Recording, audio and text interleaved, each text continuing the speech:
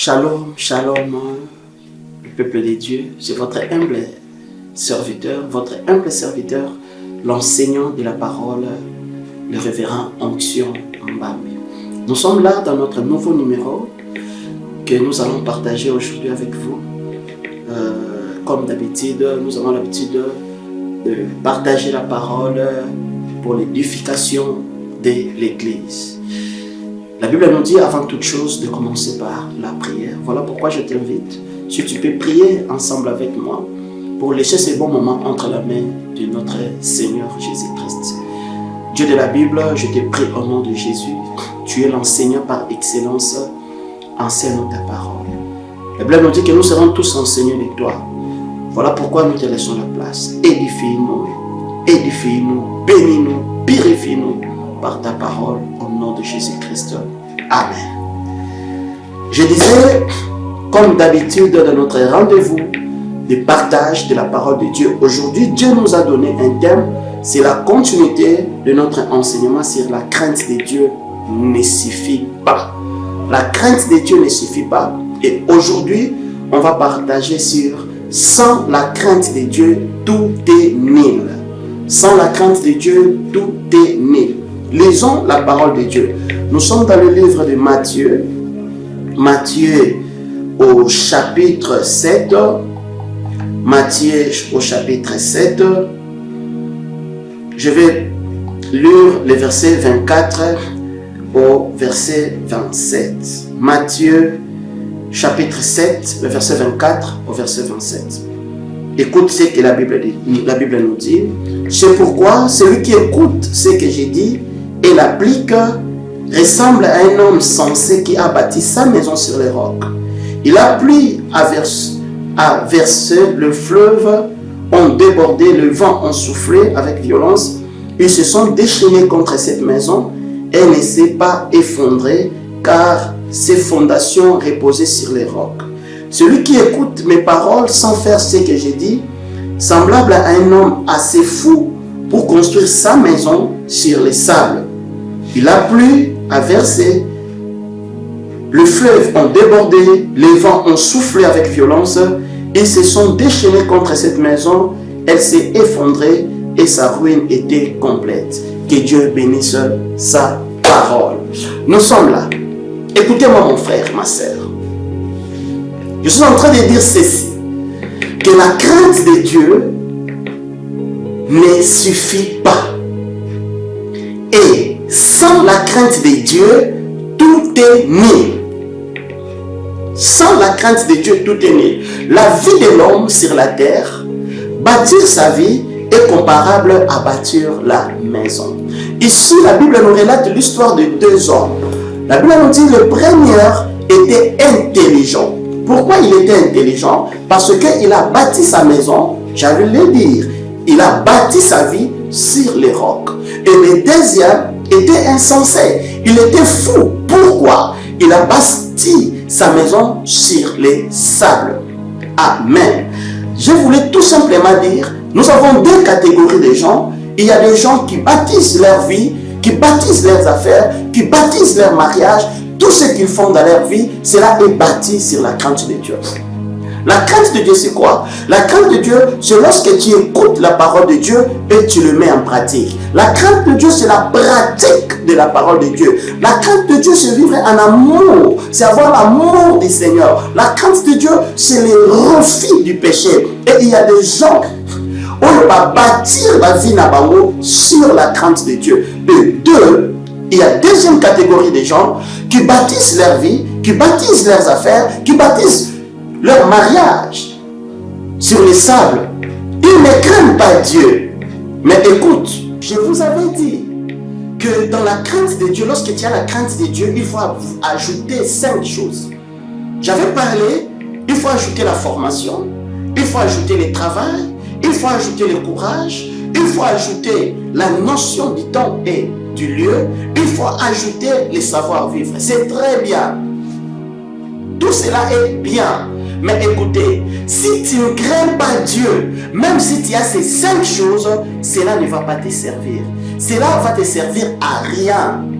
Pourquoi? j'insiste que sans la crainte de Dieu, tout est né. Au moment-là, chacun a sa manière de bâtir sa vie. Chacun a sa manière de bâtir ses affaires. Chacun a sa manière de bâtir. Mais je suis venu te dire, lorsque tu es en train de bâtir, tu dois savoir que si tu ne bâtis pas sur la crainte de Dieu, tout ce que tu fais, cela est nul. Nous avons deux pensées. Et ces deux pensées engendrent, ou ces deux pensées nous donnent trois catégories de gens dans ce monde. Quelles sont les deux pensées que nous avons? Un, la crainte de Dieu ne suffit pas. Deux, sans la crainte de Dieu, tout est né. Ces deux pensées nous donnent ou engendrent trois catégories de personnes. Première catégorie, dans la catégorie à Oyo, qui craint Dieu et néglige les études. Qui craint Dieu et néglige il craint Dieu, il pense que comme je crains Dieu, non, c'est bon, cela suffit. Première catégorie, il craint Dieu, il néglige les tout. Et deuxième catégorie des gens, nous avons des personnes qui ne craignent pas Dieu et s'attachent aux choses qui font la force de la vie, qui s'attachent à tout, mais ils négligent la crainte de Dieu. Deuxième catégorie des gens, avant ça, il fait les affaires, il est dans les affaires, il est dans le mariage, il prend soin de son mariage, il prend bien soin de ses affaires, il prend bien soin de ses études, mais il néglige la crainte de Dieu. Là, c'est la deuxième catégorie de personnes. Et la troisième catégorie de personnes, ce sont les personnes qui craignent Dieu et prennent aussi soin de tout ce qui reste. Je prends l'exemple, il craint Dieu, il étudie aussi. Il craint Dieu, il fait bien ses affaires. Il craint Dieu, il fait bien son ménage, il fait bien, il gère bien son mariage. Nous avons trois catégories de gens. Première catégorie, les gens qui craignent Dieu et négligent d'autres choses. Des gens qui ne craignent pas Dieu et prennent bien soin des autres choses. Et la troisième catégorie, des gens qui craignent Dieu et s'attachent aussi aux choses qui font la force de la vie. Alors, si tu peux me demander quelle est la bonne catégorie, je te dirais c'est la troisième catégorie. Tu crains Dieu et tu ne négliges rien. Tu crains Dieu, tu prends le temps d'étudier, tu crains Dieu, tu fais bien ton travail. C'est ça la bonne catégorie.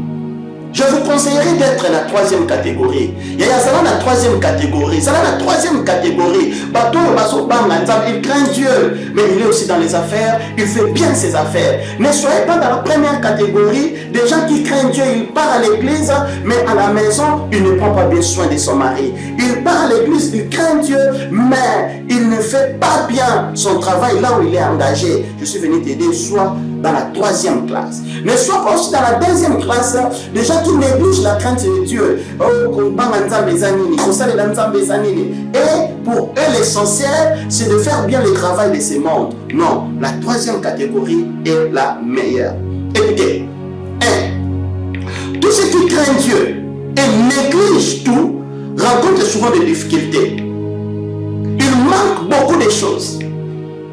Il y a des frères, on va passer tant surtout dans l'église, en train de prier, en train de gêner. Ils ont négligé l'aspect classe, l'aspect formation. Ils ont négligé l'aspect bonne manière. Ils ont négligé le business. Ils ont négligé le travail. Pour eux, leur travail est la crainte de Dieu. Non, c'est pas bien. La crainte de Dieu ne te donnera pas le diplôme. Si tu as besoin de diplôme, tu crains Dieu, il faut aller à l'école, il faut aller se former.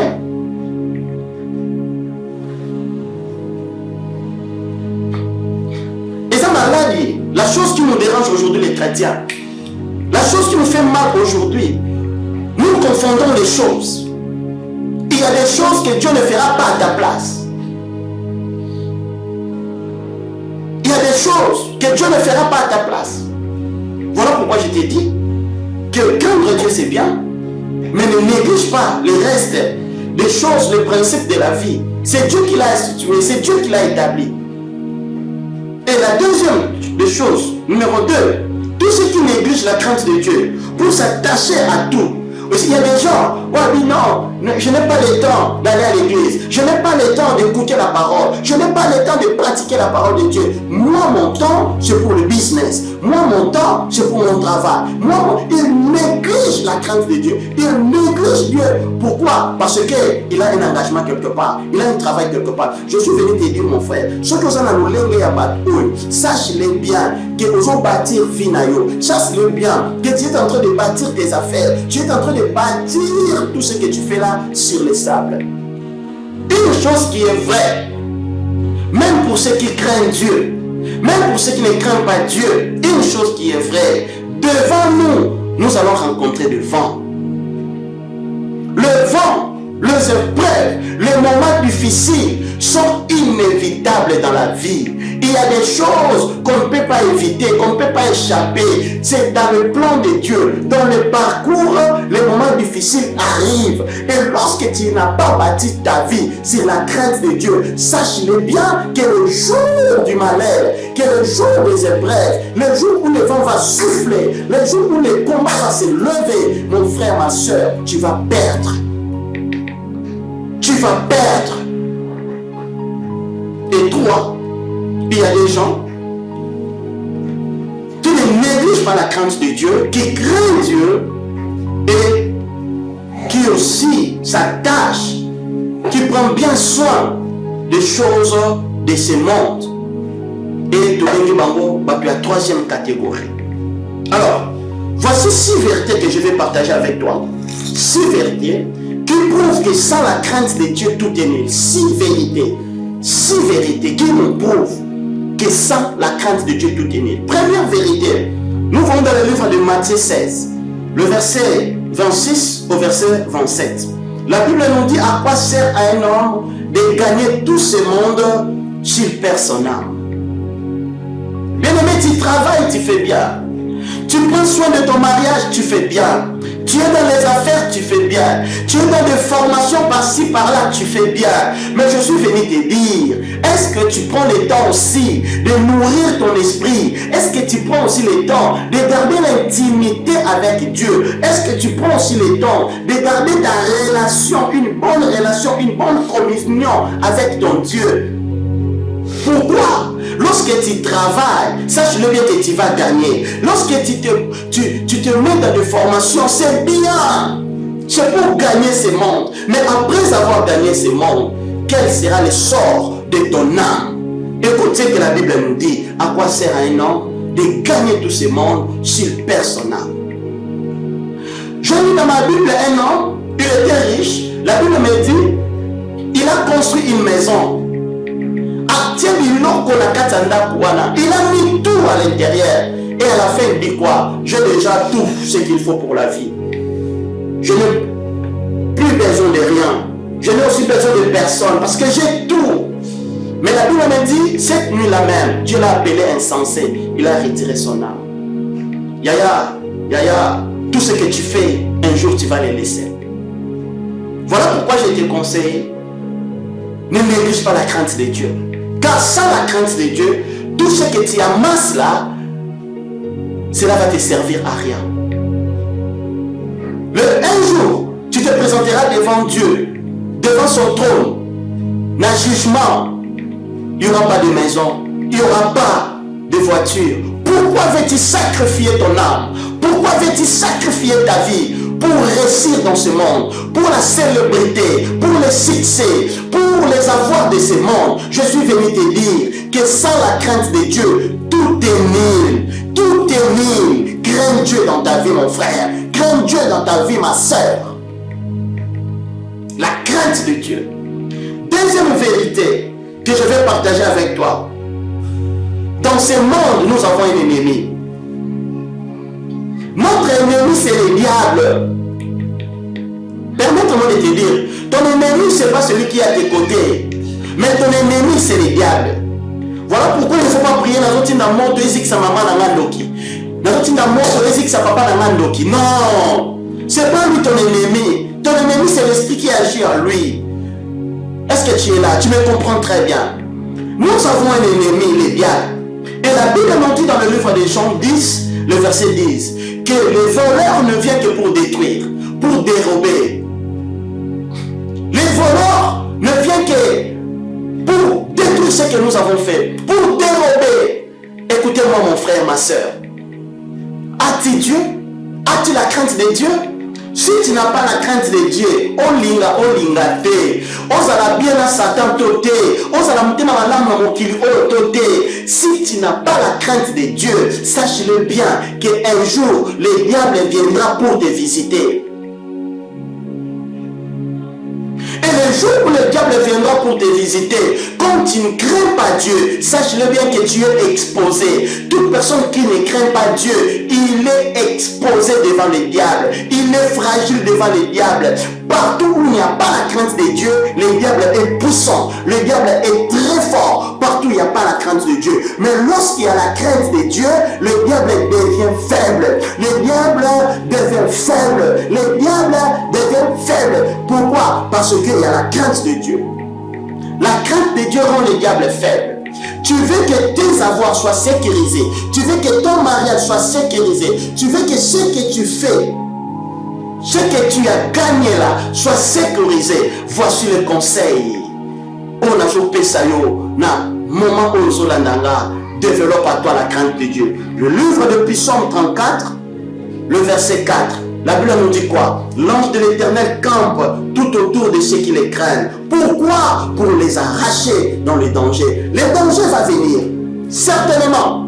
Même si tu crains, même si tu ne crains pas Dieu, le danger viendra. Le diable viendra pour te visiter. Le diable viendra pour voir ce que tu fais comme travail. Mais n'oubliez pas, il a 3 rôles. Il viendra pour dérober. Il viendra pour détruire. Il viendra pour détruire tout ce que tu as fait. Voilà pourquoi je t'ai dit, ne néglige pas la crainte de Dieu. Ne néglige pas la crainte de Dieu. Ne néglige pas la crainte de Dieu. Si tu négliges la crainte de Dieu, sache-le bien que tu es fragile devant le diable. Mais si tu développes en toi la crainte de Dieu, le diable viendra et il va rencontrer ton Dieu. Si tu ne négliges pas la crainte de Dieu, l'ange de Dieu sera là toujours pour te protéger, pour t'épargner. L'ange de Dieu sera là, il sera là. Il sera là. Est-ce que tu crains Dieu? Est-ce que tu crains Dieu? Le diable va venir, il a 3 rôles. Voler, dérober ce que tu fais. Le diable a pour rôle de détruire ce que tu fais. Le diable a pour rôle de tuer ce que tu fais. Voilà pourquoi je t'ai dit, sans la crainte de Dieu, tout est nul. Tu peux bâtir en hauteur, tu peux bâtir en profondeur, tu peux t'investir. Mais lorsque tu ne crains pas Dieu, un jour, le diable va venir. Et lorsque le diable va venir, il va détruire, il va voler, il va tuer. Qu'est-ce qu'il faut faire? Il faut vivre dans la crainte de Dieu. Aujourd'hui, les gens ne craignent pas Dieu. La crainte de Dieu est si l'amitié il n'y a plus la crainte de Dieu dans les cœurs des gens. Tout cela pourquoi les gens s'attachent aux choses de ce monde. S'attachent aux choses de ce monde pour gagner sa vie. C'est bien, c'est pas mal. Mais je suis venu te dire que cela est nul sans la crainte de Dieu. Troisième chose, troisième vérité que je vais partager avec toi, que un jour, Christ rejettera et régnera tout ce qui ne craint pas son nom. Tout ce qui ne marche pas dans la crainte de Dieu. Même si tu sers Dieu, même si tu es serviteur, tu es dans l'église, mais tu ne crains pas Dieu. Écoute bien, un jour, Dieu, Jésus dira, je ne t'ai jamais connu. Matthieu 7, le verset 22 au verset 23. Christ dit quoi? Un jour, je dirai, je ne vous ai jamais connu, vous qui commettez l'iniquité. Tu es dans l'œuvre de Dieu, mais tu es dans le péché. Tu es dans l'œuvre de Dieu, tu es dans l'occultisme. Tu es dans l'œuvre de Dieu. Tout le monde te connaît serviteur, servant de Dieu. Mais toi-même, tu sais très bien que moi là, je ne sers pas Dieu. Toi-même, tu sais très bien que je suis à la recherche du pain quotidien, que je suis à la recherche de la célébrité, que je suis à la recherche de la richesse. Je ne sers pas Dieu, mais je sers mon ventre. Je ne sers pas Dieu, mais j'ai besoin que nous allons connu nationalement eux. Je suis venu te dire, tout ce que tu fais là, sans la crainte de Dieu, c'est la énigme. Un jour, Christ dira, je ne t'ai jamais connu. À quoi sert? À quoi sert?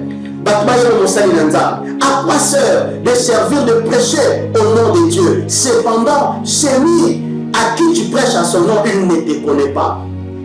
Ce n'est pas Dieu qui t'a envoyé. Ce n'est pas Dieu qui prophétise dans ta bouche. Ce n'est pas l'Esprit de Dieu. Voilà pourquoi c'est bon. Matin, je suis venu te dire, répands-toi, car sans la crainte de Dieu, tout est nul. Un jour, tu vas passer au jugement. Un jour, Dieu va t'appeler au jugement. Avec tout ce que tu fais là. Est-ce que Dieu connaît ça? Avec tout ce que tu fais là. Frère, sœur, avec la grosse Bible là, est-ce que tu crains Dieu? Je suis venu te dire qu'un jour, le Seigneur va te régner. Un jour, le Seigneur va te rejeter. N'oubliez pas, le Dieu que nous servons, il honore ceux qui lui honorent. Il méprise toute personne qui lui méprise. Mon frère, ma sœur, est-ce que ce que tu fais là, cela honore Dieu? Je suis venu te dire, répands-toi. Car sans la crainte de Dieu, tout ce que tu fais, à la fin, tu vas vivre la confusion. Regardez Nimrod. Nimrod a bâti. Mais tout ce qu'il faisait là, c'était contre la pensée de Dieu. C'était contre la volonté de Dieu. Et la Bible me dit, Dieu était descendu pour voir l'œuvre que faisait Nimrod. Mais comme ce que faisait Nimrod, et cela n'était pas dans la volonté de Dieu, Dieu les a créés. Dieu a créé la confusion au milieu d'eux. Dieu a détruit leur travail. Écoutez-moi très bien. Un jour, Dieu viendra visiter ton travail. Un jour, Dieu viendra voir ce que tu fais. Est-ce que Dieu dira bravo ou Dieu dira désolé? Ce que tu fais là, est-ce que cela honore Dieu? Ce que tu fais au nom du Seigneur, est-ce que c'est Dieu qui t'a envoyé de faire ça? Le jugement de Dieu est proche. Bientôt, Dieu va t'appeler au jugement. Je suis venu te dire, sans la crainte de Dieu, tout est nul. Alors, quatrième vérité que je vais partager avec toi, Yokayamo, très bien. Dieu exauce la prière des saints. Dieu exauce la prière des gens qui marchent dans la crainte de son nom. Jean 9, le verset 31, la Bible est claire que Dieu n'exauce pas les pécheurs. Lorsque tu marches, tu négliges la crainte de Dieu, sache-le bien que Dieu ne va pas t'exaucer. Le livre d'Ésaïe nous dit que la main de Dieu n'est pas trop courte, que l'oreille de Dieu n'est pas fermée. L'œil de Dieu nous voit très bien, mais la chose qui empêche Dieu d'agir dans nos vies, c'est le péché. Écoutez-moi mon frère, ma soeur, sépare-toi du péché afin que Dieu t'exauce. Sépare-toi du péché parce que Dieu veut se manifester en toi. Nous vivons dans le temps du soir où la Bible nous dit que l'Esprit du Seigneur, Dieu va enverrer son esprit, Dieu va verser son esprit. Le jeune va prophétiser et le vieillard aura le vision. C'est le temps de la manifestation de Dieu. C'est le temps où Dieu veut manifester sa gloire. Mais il va travailler avec qui? Il va travailler avec qui? Lorsque toi tu demeures dans le péché, lorsque toi la vie, c'est la vie du péché. Comment Dieu peut venir collaborer avec toi? Dieu peut venir se manifester à toi. Sépare-toi du péché afin que Dieu se manifeste à toi. Dieu n'exauce pas les pécheurs. Dieu ne travaille pas avec le pécheur. Dieu ne collabore pas avec le pécheur. D'ailleurs, le livre des Thessaloniciens nous dit, il ne nous a pas appelés pour vivre dans l'impureté, mais il nous a appelés pour vivre dans la sanctification. Ce que Dieu attend de toi, c'est la sanctification. Mon frère, ta vie aux avec mon lobby. Hier, tu craignais Dieu. Hier, tu marchais dans la crainte de Dieu. Mais aujourd'hui, qui t'a envoûté? Qui t'a empêché? Je suis venu te dire par ce message que sans la crainte de Dieu, tout est nul. Sans la crainte de Dieu, tout ce que tu fais là est nul. Sans la crainte de Dieu, tu peux gêner. Sans la crainte de Dieu, tu peux prier. Mais Dieu ne va pas exaucer tes prières. Répands-toi. Répands-toi. Répands-toi. À méditer à la maison, Proverbe 28, le verset 9. Répands-toi. Dieu ne collabore pas avec le pécheur, mais Dieu collabore avec ceux qui craignent son nom. Et cinquième vérité à partager avec toi, Dieu tient à ta prospérité. Dieu tient à ta prospérité. Mais la chose qui active la prospérité de Dieu dans nos vies, c'est la crainte de Dieu. C'est la crainte de Dieu. Sans la crainte de Dieu, tu ne vivras jamais la prospérité promise dans la parole. Dieu nous a promis la prospérité.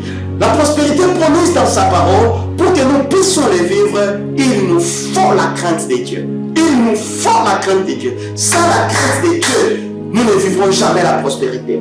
Écoute ce que la Bible nous dit dans le livre de 3 Jean. La Bible nous dit, notre Dieu souhaite que nous prospérons à tous égards. Dieu veut notre bonheur. Dieu veut que nous puissions vivre une vie heureuse sur cette terre. Mais écoutez, la chose qui va activer cela, c'est la crainte de Dieu. En réalité, prends ton temps de lire ces versets que je te donne. Ecclésiaste 8, le verset 12 à 13. Exode 1, le verset 21. Psaume 34, le verset 9 à 10. Méditez cela, vous allez voir et confirmer que si tu n'as pas la crainte de Dieu, tu ne vivras pas la bénédiction de Dieu. Dieu bénit ceux qui les craignent. Dieu marche avec ceux qui les craignent. Il a dit dans sa parole, mon serviteur, il montera. Mon serviteur, celui qui me craint, il montera et il sera très haut placé. Qui est mon serviteur? Celui qui marche dans la crainte de Dieu. Marches-tu dans la crainte de Dieu? Marches-tu dans la crainte de Dieu? La chose que Dieu attend de toi, c'est de marcher dans sa crainte. Mon frère, tu veux bâtir ta vie dans la crainte de Dieu.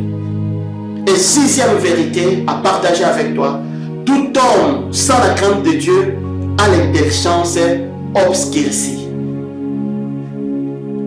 Et il est étranger à la vie de Dieu. L'ignorance et l'incrédulité est sa vie. Lorsque quelqu'un n'a pas la crainte de Dieu, il vit avec une intelligence obscurcie, une intelligence aveuglée par le diable. Makambo oyo ekosala bolamu na ya otikala osala ngote. Mais makambo oyo ekodétruire ye yango nde akoluka kosala. Pourquoi? La crainte de Dieu illumine l'intelligence de l'homme, éclaircit l'intelligence de l'homme. Mais sans la crainte de Dieu, l'intelligence de l'homme devait obscurcie. L'intelligence de l'homme devait aveugler, bloquer. Voilà pourquoi je te prêche aujourd'hui de marcher dans la crainte de Dieu. De marcher dans la crainte de Dieu. Toute personne qui n'a pas la crainte de Dieu, il est étranger à la vie de Dieu. Toute personne qui n'a pas la crainte de Dieu, l'ignorance est sa vie. L'incrédulité est sa vie. Lisez cela dans le livre de Ephésiens 4, le verset 18. Lisez cela dans le livre de 2 Corinthiens 4, le verset 4. Là, tu vas voir comment le diable est en train d'obscurcir, est en train d'aveugler l'intelligence de beaucoup de gens, l'intelligence de plusieurs, tout simplement parce qu'il leur manque la crainte de Dieu. La crainte de Dieu nous donne l'intelligence. La crainte de Dieu nous donne la sagesse. Voilà pourquoi la Bible nous dit que la crainte de Dieu est le commencement de la sagesse. Toute personne qui ne craint pas Dieu, il n'est pas sage, il n'est pas intelligent. Il va échouer devant. Je vais clôturer aujourd'hui par cette petite phrase. Mon frère, ma soeur, N'oubliez pas cette petite phrase. Tout ce que Dieu nous demande, ce n'est pas pour son intérêt, mais c'est pour notre propre intérêt. Je répète, tout ce que Dieu nous demande, ce n'est pas pour son intérêt, c'est pour notre propre intérêt. Un jour, il a demandé à Noé, construire l'arche. Ce n'était pas pour l'intérêt de Dieu, mais c'était pour l'intérêt de Noé.